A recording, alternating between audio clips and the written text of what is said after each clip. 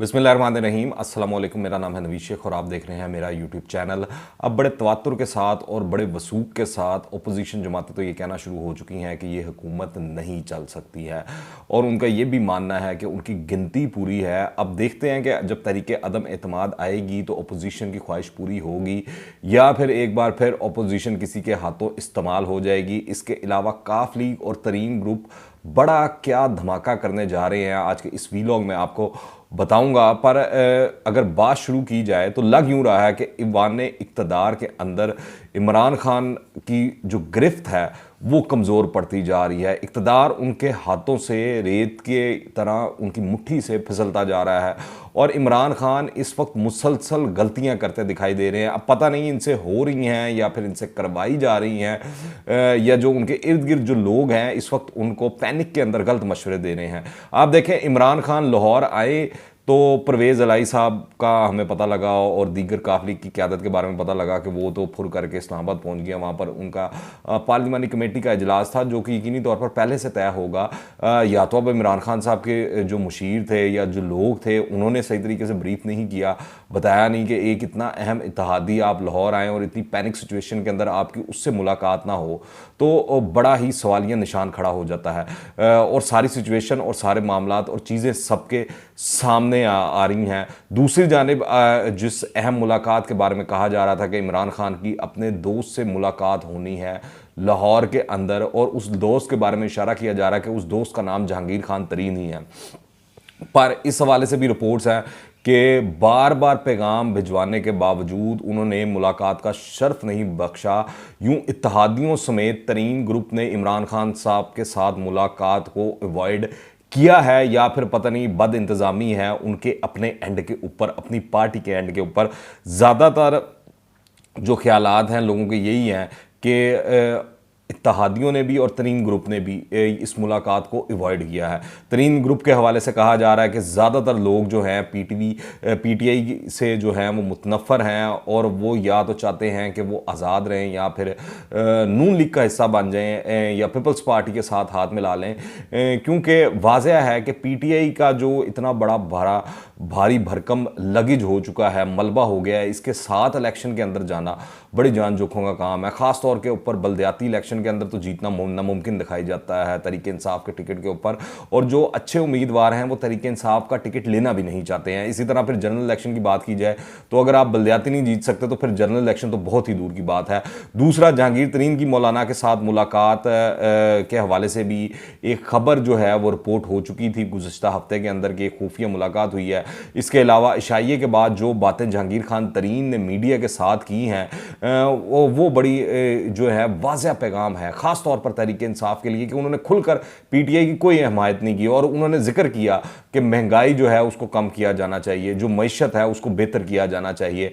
और अब हमने देखा कि कैसे पेट्रोल बम जो है वहाँ पर फोड़ा गया और फिर जो कल काफ लीग की पार्लिमानी कमेटी का इजलास हुआ उसके अंदर एक जानिब तमाम के तमाम इख्तियारात और फैसला करने का इख्तियार जो है वो परवेज़ इलाही साहब को सौंप दिया गया, तो दूसरी जानिब जो चीज़ सामने आई वो बड़ा अहम आई कि जो है काफ लीग की जानिब से मुतालबा किया गया कि पेट्रोलियम मसनूआत की बढ़ती कीमतें जो है वो फौरी तौर पर वापस ली जाएं। अब ये पता नहीं उनका एक हरबा है, मामला है नई वजारतें लेने का या नए मामलात हुकूमत के साथ डील करने का या अपोजिशन के साथ कोई राहो रस्म बढ़ाने का, ये तो आने वाला वक्त ही बताएगा। पर इस वक्त इतलात ये हैं कि तहरीक इंसाफ ने पैनिक के अंदर सूबाई और वफाकी वजारतों के अंदर इजाफे का फैसला कर लिया है। 4 तो पंजाब के अंदर बढ़ाई जा रही हैं वज़रा की तादाद, यकीनी तौर पर उसके अंदर इत्तेहादियों को अकोमोडेट किया जाएगा। ये जहांगीर तरीन ग्रुप के लोगों को खुश करने की कोशिश की जाएगी, पर मेरे ख्याल से बातें इससे आगे चल चुकी हैं।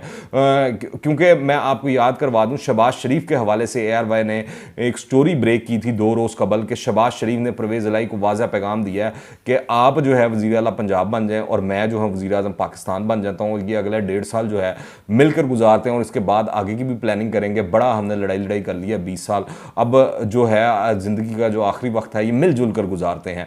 तो अब ये वज़ीर आला पंजाब की इतनी स्ट्रॉन्ग ऑफ़र थी जिसके ठुकराना मेरे ख्याल से काफ लीग के लिए मुमकिन नहीं है। और जब आपको जो बड़ा बड़ा घर है, वहाँ से कोई सिग्नल ना मिल रहा हो, वहाँ से कोई आपको रहनुमाई ना मिल रही हो कि आपने करना क्या है, आपने जाना किस तरफ है। उन्होंने तो खुली ऑप्शन छोड़ी हुई है कि जो दिल करे आपका वो करे, हम तो हो गए न्यूट्रल।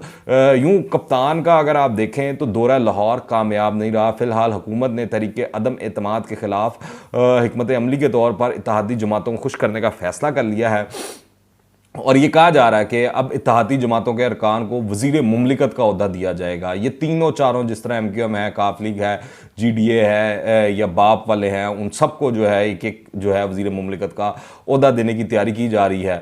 और ये भी कहा जा रहा है कि इत्तेहादी जमातों के साथ जितने वादे किए गए थे इमरान खान साहब की जानिब से, तहरीक इंसाफ की जानिब से, उन तमाम वादों को पूरा किया जाएगा। फिर अपोजिशन के हवाले से बताया जा रहा है कि उन्होंने अपनी गिनती पूरी कर ली और यहाँ तक कर ली है कि अब उनको इत्तेहादियों की भी ज़रूरत नहीं रह गई है। यानी काफ लीग और MQM के बगैर भी अपोजिशन जो है वो चंद चाड़ने का पूरा एहतमाम कर सकती है और उसकी अहलियत भी रखती है। अपोजिशन को ये भी उम्मीद है कि जब वक्त आएगा ये इत्तेहादी अपोजिशन के साथ होंगे। इसके अलावा हुक्मरान जमात के कोई 25 से 30 MNAs भी हुकूमत की झोली से निकलकर अपोजिशन की झोली में गिर जाएंगे। जो प्लान बनाया गया है इसके मुताबिक ये भी कहा जा रहा है कि फरवरी का आखिरी हफ्ता और मार्च का पहला हफ्ता काफ़ी अहम है और इन दिनों के अंदर तरीके अदम एतमाद जो है वो सामने किसी भी वक्त आ सकती है। अब देखना ये है कि नतीजा अपोजिशन के हक में आता है, उनके हक में निकलता है, या वो बुरे तरीके से एक बार फिर इस्तेमाल हो जाते हैं और तमाम मामलात पर हाथ मलती अपोजिशन रह जाती है फिर दोबारा से। पर आपको मैं ये बताता चलूँ, कल मैं अखबार पढ़ा था, जंग ग्रुप का जंग अखबार पढ़ा था, तो वहाँ पर याद सैयद साहब का कॉलम छपा हुआ था।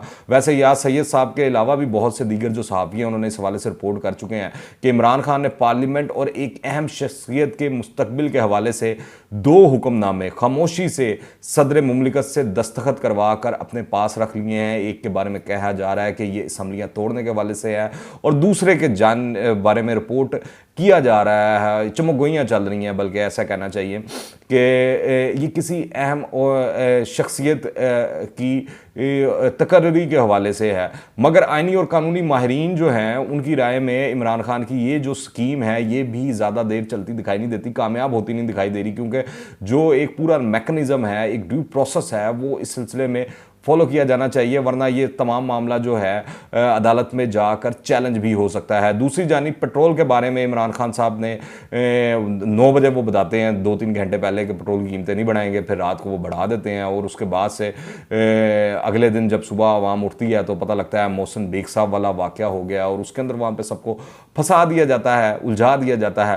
पर लोगों की चीखें अब निकल रही हैं इस हवाले से। उसकी वजह यह है कि पेट्रोल की यकदम 12 रुपये से ज़ायद कीमत बढ़ने से आपकी हर चीज़ अफेक्ट हो चुकी है। किराए जो हैं वो बढ़ चुके हैं ट्रांसपोर्टेशन के, ख़ास तौर पर आपने एक शहर से दूसरे शहर जाना है, हर शहर सीट के किराए के अंदर 100-200 जो करीब करीब लाहौर के, अगर जिस तरह बात करें, जिस तरह सियालकोट है, गुजरावाला है, तो इन इलाकों के 2-2, 300, 400 रुपये मामूली बात है, एक सीट के ऊपर किराया बढ़ चुका है। फिर इसी तरह दूर दराज के इलाकों के लिए भी किराए बढ़ चुके हैं। तो फिर उसके बाद अगर आप बात करें तो जो गुड्स ट्रांसपोर्ट वाले हैं उन्होंने भी अपने किरायों में इजाफा कर दिया है। यानी कि अब जो ट्रांसपोर्ट वाले आपके लिए फल, फ्रूट, सब्जियां या दीगर अशिया खुर्दोनोश या दीगर साजो सामान के हवाले से भी चीज़ें लाते हैं तो उनके किरायों में भी बढ़ गया। अच्छा, अब ये जो कीमतें बढ़ रही हैं चीज़ें की सारों की सारी, खाली पेट्रोल के ऊपर लोगों ने इफेक्ट नहीं होना, आम बंदे ने इफेक्ट नहीं होना, उसने हर चीज़ के ऊपर इफेक्ट होना है।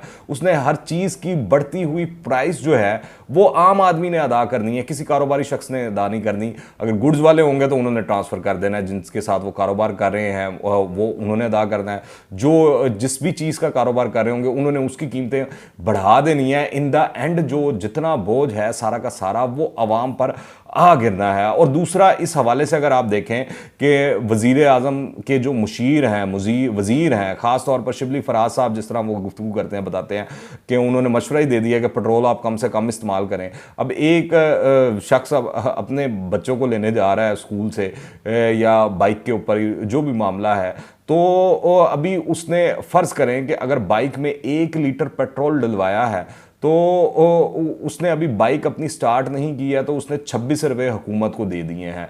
यानी कि हुकूमत ने 1 लीटर पेट्रोल के ऊपर एक आम आदमी से 26 से 28 रुपये के करीब जो है जो एस्टिमेट बनता है पेट्रोलियम लेवी की मद के अंदर वो डिडक्ट कर रही है।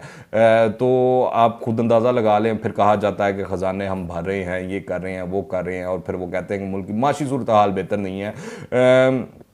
पता नहीं अब जो शिबली फराज साहब हैं या फवाद चौधरी साहब हैं जो बड़ी बड़ी बातें करते हैं, बुलंद बांग दावे भी करते हैं, और इनका लहजा सबसे बड़ी चीज़ है कि वो जो तलखी है और वो रऊनियत है हुक्मरानी होने की, कुर्सी होने की, वो दिखाई देती है, साफ नज़र आती है। पता नहीं ये अपने ही वज़ीरों, मुशीरों या जो इनके अंडर सेक्रेटरी या बाबू वगैरह जो काम करते हैं उनको कब मशवरा देंगे कि वो जो सरकारी पेट्रोल उनको मिलता है वो लेना छोड़ दें, अपनी जेब से डलवाएं, क्योंकि आवाम की जेब पर इसी तरह डाके डाले जा रहे हैं। फिर मौसम बेग के वाले मामले के अंदर आप देखें, अदालती फैसले से मालूम हो गया कि मुकदमा बाद में दर्ज हुआ और कार्रवाई पहले शुरू कर दी गई, और इस हवाले से पीटीआई मुकम्मल तौर पर एक्सपोज हो चुकी है कि ये जो है इंतकामी कार्रवाई एक दिखाई देती है। और फिलहाल हर कोई शख्स ये कह रहा है कि इमरान खान बड़ी कामयाबी के साथ अपने दोस्तों को दुश्मनों के अंदर बदलते जा रहे हैं। याद रखें, यूसुफ रज़ा गिलानी हो या नवाज शरीफ साहब हों,